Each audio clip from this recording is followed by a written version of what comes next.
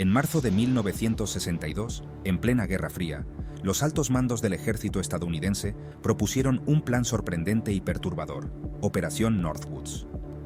Este conjunto de propuestas, que se mantuvo en secreto durante décadas, tenía un objetivo claro: justificar una intervención militar en Cuba mediante ataques falsos en suelo estadounidense.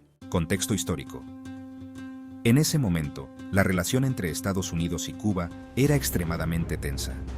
Desde el triunfo de la Revolución cubana en 1959, Fidel Castro se había alineado con la Unión Soviética, lo que generaba temor en Washington por la influencia comunista en el hemisferio occidental.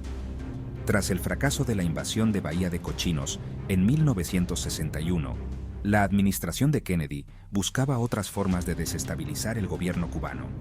Fue en este contexto que el Estado Mayor Conjunto de Estados Unidos, que incluye a los máximos oficiales de las Fuerzas Armadas, redactó un plan que ahora nos resulta casi increíble. El plan: ataques de falsa bandera.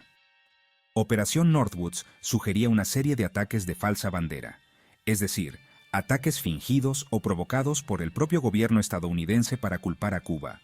Las propuestas eran impactantes: simular ataques aéreos y bombardeos en ciudades estadounidenses, provocar sabotajes en bases militares e instalaciones clave, hundimiento de barcos estadounidenses cerca de la costa cubana, recordando al público eventos históricos como el hundimiento del USS Maine en 1898, que ayudó a iniciar la guerra hispano-estadounidense, secuestrar aviones comerciales, haciendo que pareciera que fueron derribados o atacados por fuerzas cubanas.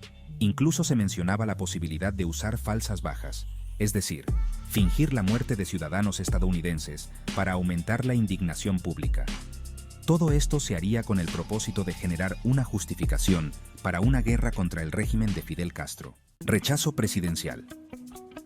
A pesar de que el plan fue aprobado por los altos mandos militares, el presidente John F. Kennedy rechazó tajantemente estas propuestas.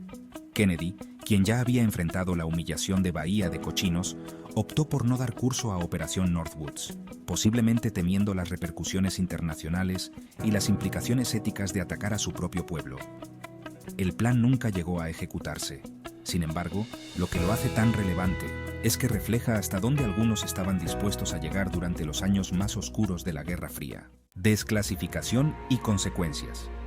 En 1997, con la implementación de la Ley de Libertad de Información, los documentos de Operación Northwoods finalmente fueron desclasificados.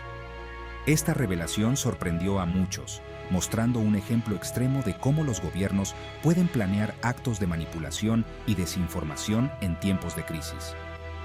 Aunque el plan nunca se ejecutó, Operación Northwoods sigue siendo un caso de estudio sobre los límites del poder en las democracias modernas y la manipulación de la verdad para fines políticos. Ha servido de base para teorías sobre operaciones encubiertas y sigue siendo un tema candente en debates sobre la ética gubernamental. Reflexión final. Hoy, Operación Northwoods nos recuerda la delgada línea entre la seguridad nacional y la manipulación de la verdad.